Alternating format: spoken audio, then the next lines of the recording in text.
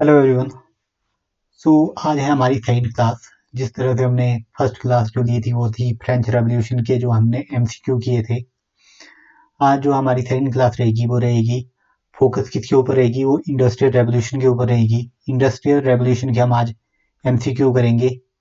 किसके लिए? हिमाचल पटवारी एग्जाम के लिए जो यूरोपियन हिस्ट्री वाला पार्ट है उसको हम कवर कर रहे हैं। तो इस सीरीज में हम नेक्स्ट और भी जो होगा यूरोपियन हिस्ट्री में उसको भी कवर अप करेंगे। तो हमारे चैनल को सब्सक्राइब और लाइक कीजिए।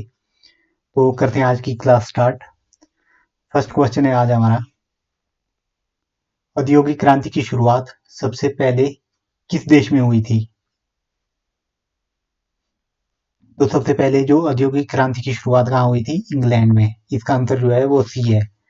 तो अगर हम इसकी एक्सप्लेनेशन देखें तो 18वीं शताब्दी के मध्य में इंग्लैंड में कोयले और लोहे की प्रचुरता, औपनिवेशिक संसाधनों और समुद्री शक्ति के कारण सबसे पहले उद्योग की क्रांति कहाँ आई थी? इंग्लैंड में आई थी। इसका कारण क्या था? इनके पास एक तो कॉलोनीज जो थी, जैसे कि इंडिया हो गई, अफ्रीका में इन्होंने कुछ एरियाज जहाँ पे इन्होंने अपनी कॉलोनीज बनाई थी, वहां पे क्या हो जाता था, कोयले और लोहे की प्रचुरता थी, जिसकी वजह से क्या हुआ, यहाँ पे सबसे पहले औद्योगिक क्रांति आई। हमारा जो दूसरा क्वेश्चन है वो है, फ्लाइंग शटल का आविष्कार किसने किया था जिसने बुनाई की गति बढ़ा दी थी? तो ये किसने किया था? ये किया था जॉन के ने। जॉन के ने क्या किया था? फ्लाइंग शटल का आविष्कार किया था। 1733 में जॉन के द्वारा किए गए यह आविष्कार कपड़ा उद्योग में क्रांतिकारी बदलाव लाया। हमारा थर्ड जो क्वेश्चन है वो है, औद्योगिक क्रांति के दौरान भाप इंजन, जिसको स्टीम इंजन भी बोला जाता है, स्टीम इंजन का पेटेंट 1769 में किसने करवाया था? तो ये किसने करवाया था? जेम्स वॉट ने करवाया था। 1769 में इसका पेटेंट करवाया था किसने? जेम्स वॉट ने। हालांकि न्यूकोमेन ने पहला इंजन बनाया था, लेकिन जेम्स वॉट ने इसे आधुनिक और कार्यक्षम बनाया, जिससे मिलों में मशीनों का चलना संभव हुआ। अब है हमारा फोर्थ क्वेश्चन। फोर्थ क्वेश्चन है, स्पिनिंग जेनी। स्पिनिंग जेनी का आविष्कार किसने किया था? तो ये थे जेम्स हारग्रीव्स। इन्होंने किसका आविष्कार किया था? स्पिनिंग जेनी का। स्पिनिंग जेनी ने एक साथ सूत के कई गोले काटे जा सकते थे, जिससे धागे का उत्पादन कई गुना बढ़ गया। अब क्या हो गया? धागों का उत्पादन बहुत अधिक बढ़ गया। उसके लिए किसका उपयोग किया जा रहा था? स्पिनिंग जेनी का। स्पिनिंग जेनी का आविष्कार किसने किया? जेम्स हारग्रीव्स ने। चलते हैं अपने नेक्स्ट क्वेश्चन की तरफ, जो है, औद्योगिक क्रांति ने समाज में किस नई व्यवस्था को जन्म दिया? तो इसने दिया कारखाना प्रणाली को, जिसको फैक्ट्री सिस्टम भी बोला जाता है। घरेलू उद्योगों, कॉटेज इंडस्ट्री की जगह बड़े कारखानों ने ले ली, जहां मजदूर एक छत के नीचे क्या करते थे? काम करते थे। तो वो किसको जन्म दिया इसने? कारखाना प्रणाली को इसने जन्म दिया। हमारा नेक्स्ट क्वेश्चन है, छठवां क्वेश्चन, जो है, इंग्लैंडों में नहर का युग, कैनाल एज किस अवधि को माना जाता है? तो ये माना जाता है 1760 से लेकर 1830 तक। जो ये वाला पीरियड है, ये क्या है? इंडस्ट्रियल रेवोल्यूशन का टाइम पीरियड भी है। और जो रीजन था इसके पीछे, सड़कों की खराब स्थिति के कारण भारी माल जैसे कोयला ढोने के लिए नहरों का बड़े पैमाने पर निर्माण हुआ। तो नहरों का युग भी कहा जाता है 1760 से लेकर 1830 तक का युग। नेक्स्ट क्वेश्चन है हमारे पास, औद्योगिक क्रांति के दौरान इनक्लोजर मूवमेंट, एक इनक्लोजर मूवमेंट जिसको बाड़ाबंदी भी कहा जाता है, इनक्लोजर का नाम, का मुख्य उद्देश्य क्या था? इसका जो मुख्य उद्देश्य क्या था? छोटी कृषि जोतों को मिलाकर बड़े व्यापारिक फार्म बनाना।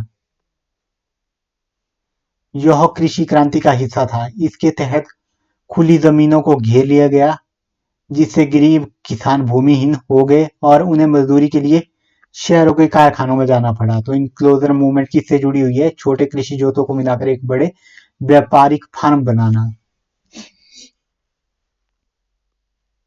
नेक्स्ट क्वेश्चन हमारा होगा 8 नंबर, उससे पहले आपको मैं बता दूं कि हमारा जो ये रिवीजन और एमसीक्यू सीरीज चल रही है वो यूरोपियन हिस्ट्री से रिलेटेड है।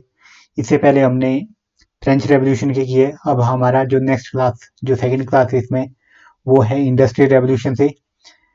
और नेक्स्ट जो होगी वो एकीकरण किसका, जर्मनी का, इटली का, फासिज्म और नाजिज्म, उसके बाद वर्ल्ड वॉर वन और वर्ल्ड वॉर टू।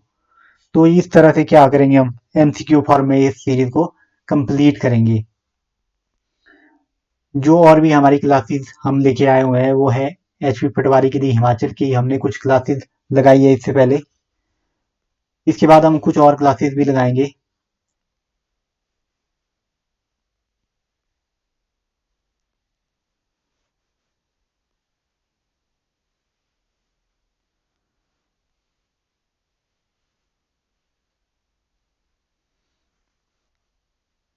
हमने हिस्ट्री की भी कुछ एक क्लासेस लगाई है मॉडर्न हिस्ट्री की, उसको भी आप चेक कर सकते हैं।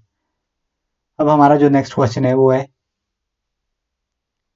सर्वहारा शब्द का प्रयोग औद्योगिक क्रांति के दौरान किसके लिए किया गया था। तो ये किया गया था संपत्तिहीन श्रमिक वर्ग के लिए। तो ये किसके द्वारा किया गया था, कार्ल मार्क्स के ने उन मजदूरों के लिए इस शब्द का उपयोग किया था जिनके पास उत्पादन के साधनों का स्वामित्व नहीं था। मशीनों और जमीन का स्वामित्व नहीं था, उनके लिए क्या किया गया था, सर्वहारा शब्द का प्रयोग किया गया था। नेक्स्ट जो हमारे पास क्वेश्चन है वो है पडलिंग प्रोसेस का आविष्कार किसने किया था जिसने लोहे के शुद्धिकरण में मदद की। तो ये किसने किया था, ये किया था हेनरी कोर्ट ने।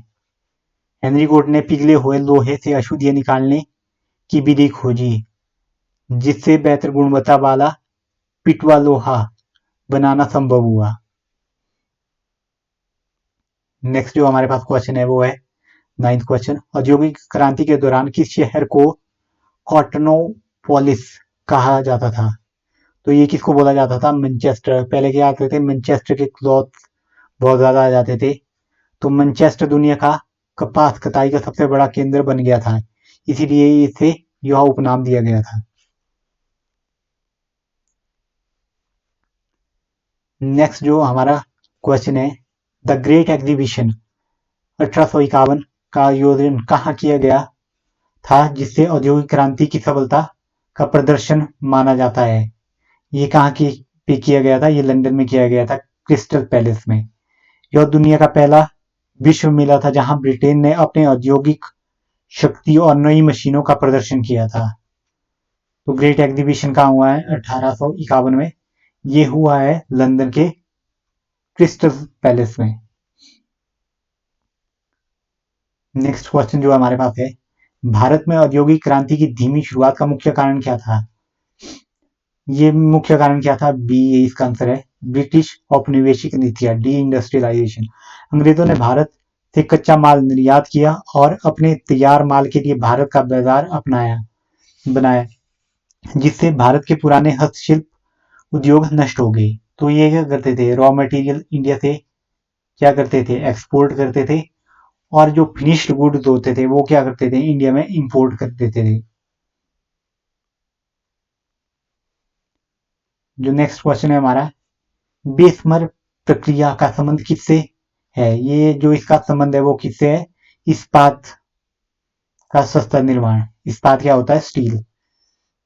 हेनरी बेसमर ने पिघले हुए लोहे से स्टील बनाने की एक सस्ती और तेज विधि खोजी।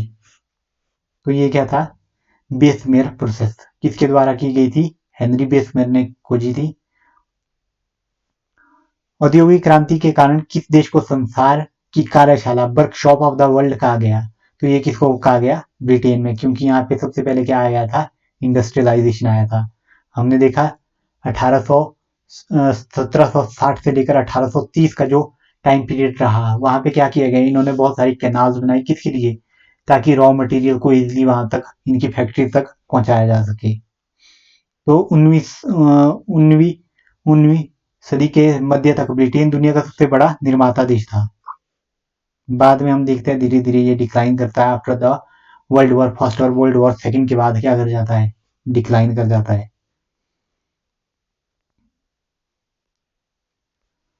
औद्योगिक क्रांति के दौरान हिमाचल प्रदेश के कसौली और दक्षाई जैसे क्षेत्रों में अंग्रेजों ने ब्रीवरी शराब कारखाने और अन्य छोटे उद्योग शुरू किए थे। भारत की पहली शराब बनाने वाली कंपनी मोहन मेकिंग की शुरुआत 1855 में कहाँ पे हुई थी? कसौली में हुई थी।